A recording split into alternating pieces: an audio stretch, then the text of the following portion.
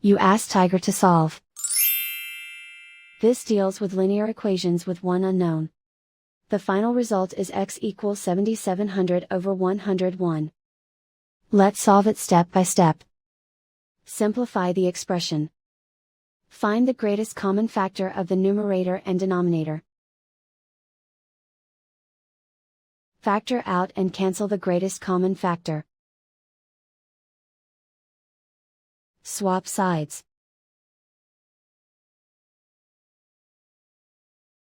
Isolate the x. Multiply both sides by 100. Group like terms. Multiply the coefficients. Simplify the fraction. Multiply the fractions. Simplify the arithmetic. And so the final result is x equals 7700 over 101.